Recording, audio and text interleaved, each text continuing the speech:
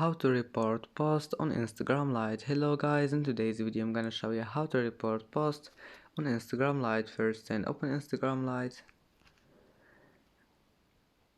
and then just select any post you want here, and then all you need to do is just click these 3 points here in the top corner and then click report. Here we'll find it, first one here, and now just select anything you want here, like this one, it's spam, and then just click unfollow or block, and that's it. Block and go back, it will be saved. And as you see, that's how to report any post on Instagram Lite.